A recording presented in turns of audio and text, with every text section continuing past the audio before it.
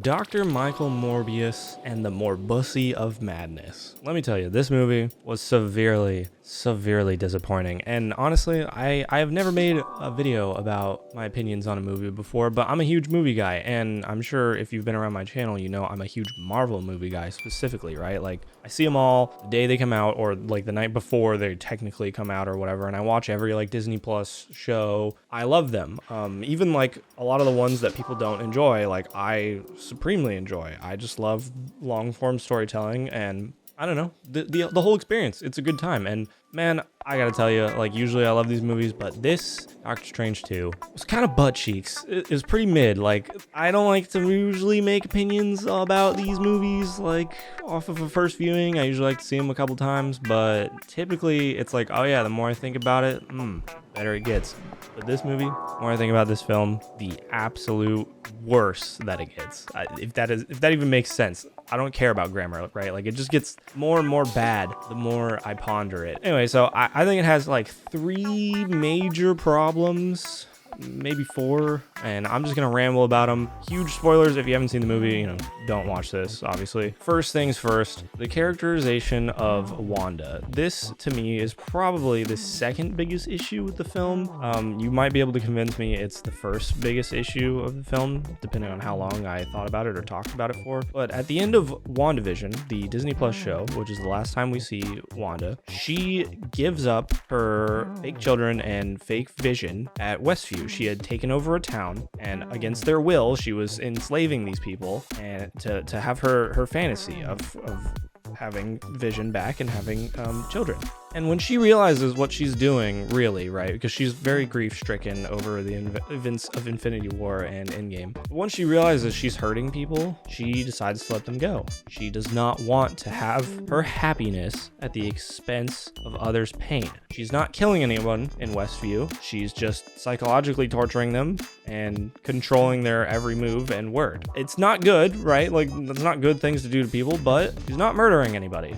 And once she realizes really what she's done, she's willing to give up everything that she wants for the sake of those people. Now, that's why Wanda works in that show, because even though she's like quasi-villain, you can still root for her because it's understandable and not too over the top. And yada yada, a whole bunch happens. I'm not gonna spend too much time talking about that because that show is amazing. But anyway, it ends with her getting her hands on a evil magic book or whatever. And it shows us her kind of like, you know, poking around the multiverse maybe for other versions of her children that are out there or whatever. But there's no indication that she is Omega super evil. Flash forward to this movie, Doctor Strange 2, she's gone. That in between movies, the versions of the character have completely changed, and it's to completely arbitrary and to serve the narrative. As far as we know, Wanda has gone completely off the deep end and is 100% evil and is ready and willing and wanting to murder anybody who gets in her way. And I think that is horrible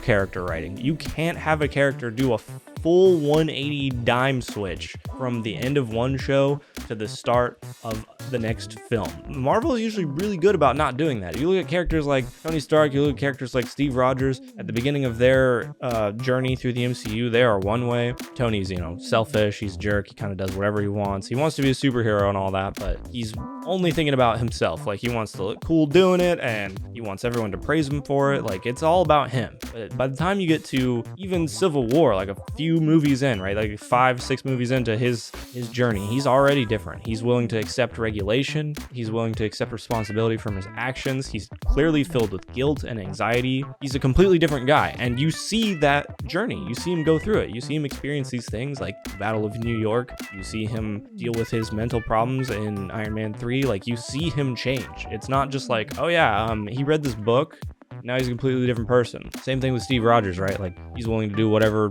make the ultimate sacrifice for his people and his government. By the time we get to Endgame, again, completely different. Like, by the time we get to Civil War, completely different. His experiences changed him as a person, and we've seen those experiences change him as a person. But all we get in Doctor Strange 2 is Wanda read an evil book, and it corrupted her in between this project and the last project. I like evil Wanda. I think it's a fun time, but you have to do the work to get to evil Wanda. You have to deserve it. And this film does not deserve it. Evil Book bad is terrible writing. Oh my god, man. Like, the more you think about it, the more of a complete betrayal this is to her character in WandaVision. And it's a shame because her character in that show is so well done. Like, it's so compelling. Yeah, dude, it hurts. It hurts to think about it. It hurts to say out loud, but this is just how it is. Like, I'm not lying over here when I say, like, she is beyond evil, man. She looks at a person who has children, who tells her he has children, and asks him if his wife is still around so that after she murders him, there will be someone to raise the kids. That's so effed up. I can't even with that, man. That's not Wanda. What the hell?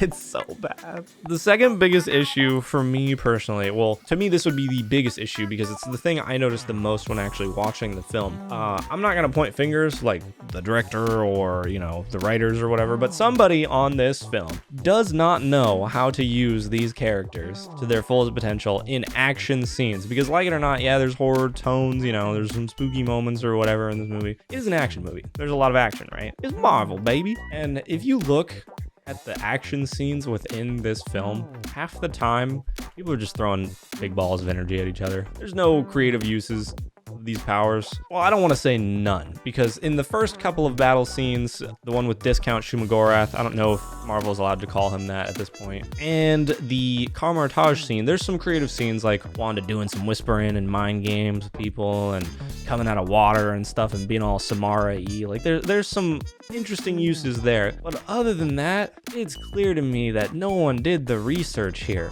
Wong, a character who is now the Sorcerer Supreme, who should be the strongest we've ever seen him, does jack all of nothing in this movie. He gets knocked out and knocked off cliffs over and over again. He swings a little whip with a sword at the end of it.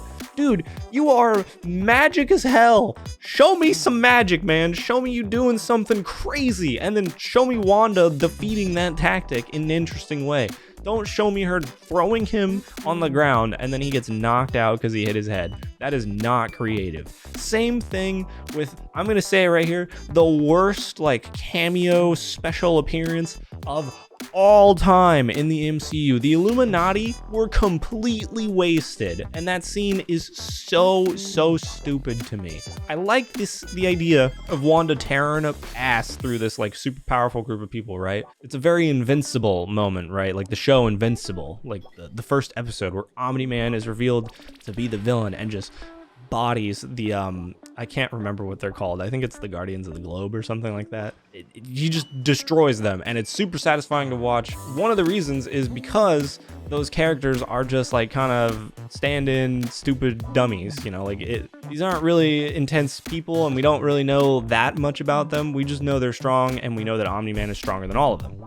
This, though, is not like that. The Illuminati has a huge history in the comics, and we know two of them from the movies. And hear me out on this. First of all, Black Bolt, right? Like I barely knew much about him personally before I saw this film. I did a lot of research afterwards because he was one of the characters that I didn't know a lot about. Let me tell you, they handled this man so poorly. His abilities are insane. He is stoic as hell. He has trained his mind and his body to the max before he's even an adult man. He doesn't even make sounds in his sleep. He can destroy cities and maybe entire planets with just his voice. But you're gonna tell me he's gonna freak out when someone takes his mouth away? Do you realize how hard it is to not make a sound while you're sleeping? And he doesn't get to do anything in this movie. He's just dead immediately. And look, double down for Reed Richards. Oh my god, they brought Reed Richards in the MCU and completely wasted him.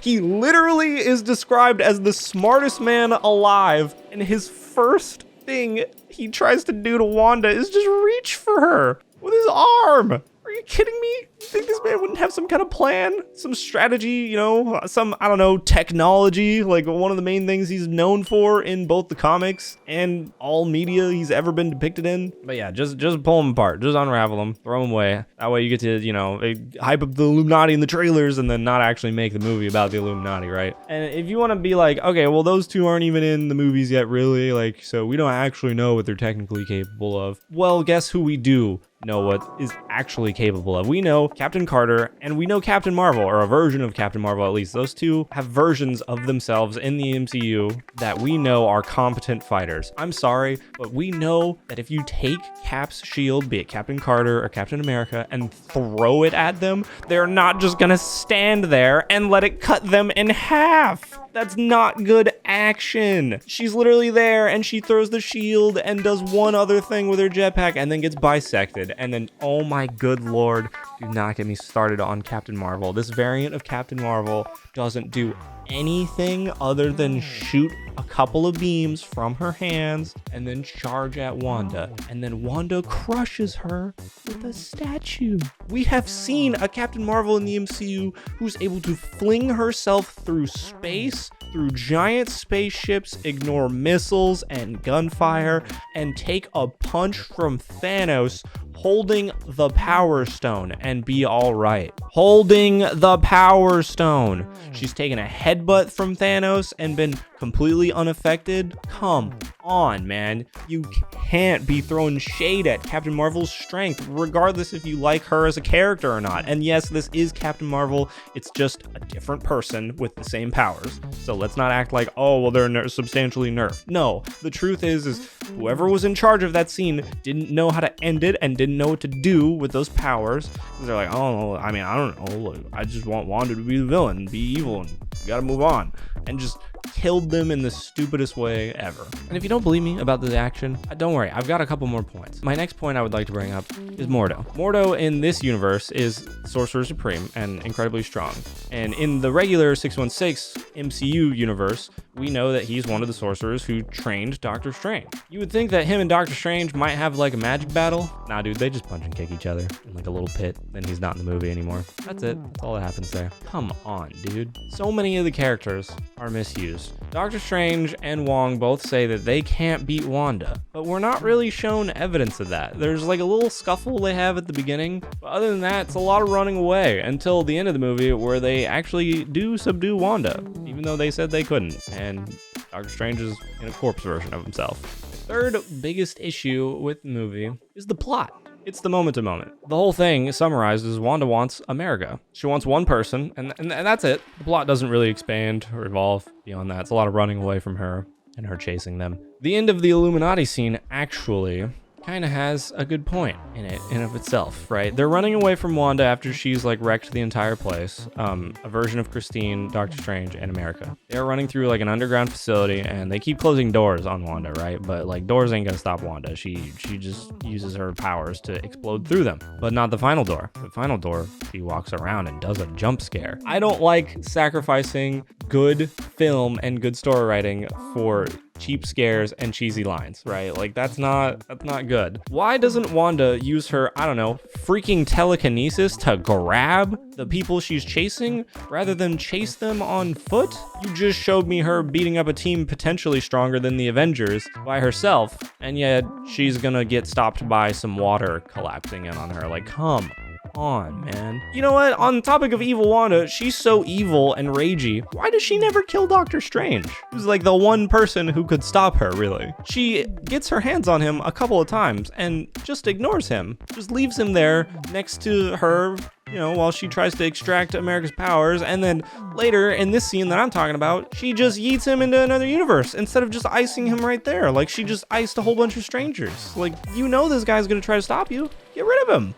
Understand, man. Like multiverse things, you would expect it to either be like, okay, we're gonna spend a lot of time in one other universe so that you understand these characters. Think Futurama, right? Farnsworth creates a parallel universe inside this box and they like get to know alternate versions of themselves. And it's cool because it's like fun to see, oh, what if, right? Or you might think of something like Everything Everywhere All at Once, where they go to a bunch of different universes, like boom, boom, boom, boom, quick, quick, quick, quick. But this movie does neither of that. I think we go to maybe 3 total, really. There's our main one, there's the alternate one, which is 818 or something like that. And then there's the destroyed one that they go to at the end. And yeah, none of it's very satisfying. It doesn't feel like we spend enough time with the Illuminati in their universe to really know or care about them. But at the same time, I don't feel like we're going all over the place enough, really, to keep it fresh. So I feel like it gets stale pretty fast. On the topic of the destroyed universe, the trailers would have you think that Doctor Strange and evil Doctor Strange are really going to come into some conflict, but the truth is they just have a little musical scuffle. Probably like 17 times lamer than the Doctor Strange versus evil Doctor Strange fight that we get in What If. That fight is creative as hell, interesting. They use runes and animal parts and fly around and all this cool magic stuff. Like, it's crazy. There's a lot to it. And then in this fight, they just literally, it's Doctor Strange throws some music notes at evil Doctor Strange. So evil Doctor Strange throws some music notes of his own at good Doctor Strange, and then good Doctor Strange pushes them back, and then evil Doctor Strange pushes those back, and then good Doctor Strange gets him off guard with one extra final note, and then he dies. It sounds like a freaking Dragon Ball fight where it's just like, oh, my blue beam's bigger than your orange beam. And he's like, no, my orange beam is bigger than your beam. And then they just blow up, right? Like, come on. You can get more creative with Doctor Strange. Look at the original Doctor Strange, man. Look at the fight with Caecilius and his followers inside one of the sanctums, eating people through portals and collapsing the place in on itself. And the cape gets in there. The cloak of levitation gets in there and it's like bouncing dudes around. And then they go all the way to the hospital and they're fighting in their astral forms and stuff. And it's sick, dude. It's creative. And then right after that, we go through a big old chase through the mirror dimension and it's wacky and the visuals are out of control. Awesome, man. Get creative with it. Get creative with the characters you're using. Let them do interesting things. You have these crazy, interesting characters. Look at Infinity War. The cool things Doctor Strange does in Infinity War, like shooting red grabby things, grabby ropes, throwing mirror dimensions at people, throwing butterflies, like turning explosions into butterflies, like portaling people all over the place. Like, have him and Wong try to mount like a full assault on Wanda and show me it not working. That way I know why we're running away from her or something. You gotta show, don't tell. The Darkhold corrupted Wanda. Show me, don't tell me. And a little scene tacked on at the end of WandaVision that doesn't even make it clear she's being corrupted. That does not count as show, don't tell, which is one of the most valuable rules in storytelling. And I didn't mention him earlier, and I know I'm going all over the place, but come on, you can't do that to Charles Xavier. You can't snap his neck. You can't. In the mind of someone, like, come on, he doesn't get to do anything. You've got freaking Sir Patrick Stewart himself, and you just did nothing with him, and it hurts me. It hurts me personally. Like, come on. As far as bad action goes, the climax also doesn't have that interesting of action. Doctor Strange possesses a...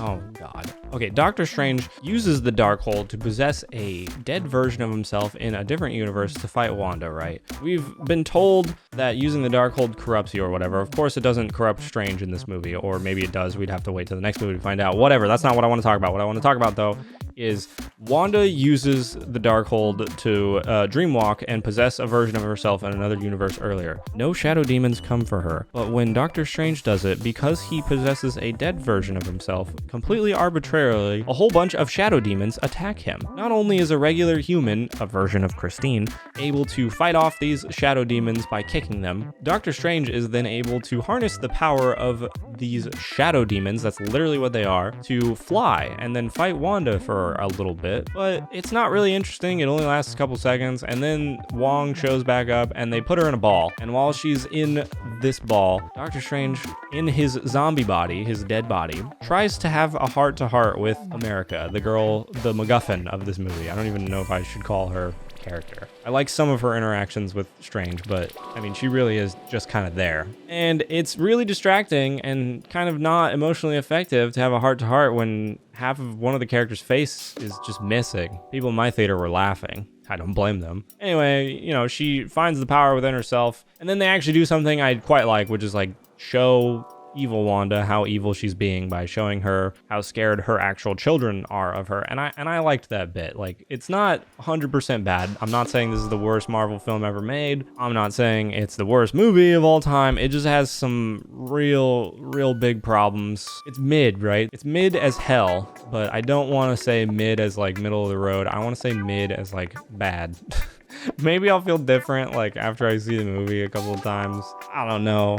I appreciate them trying to do something different, I suppose. I don't mind horror movies or whatever horror toned things. That's not my issues with this film. My issues with this film are the character writing, the usage of the characters within the confines of the script, the action, the absolute boring, horrendous action. That's the worst part, man. The action is so garbo. God. And the completely pointless cameos, dude. Don't center your movies trailers around this stuff that you know people are going to be excited about just to throw it away and waste it. That is not cool. And I will never be all right with that. All those characters deserved better. Oh my God. I think this one could have used like a couple more passes on the story. And if you think I take pleasure in slamming on movies from the MCU, and you're wrong. This movie, it broke my heart. Anyway, thanks for listening to me ramble about a Marvel film. I'll definitely be doing more, but probably deeper. This is going to be very surface level. I don't even know what I'm going to edit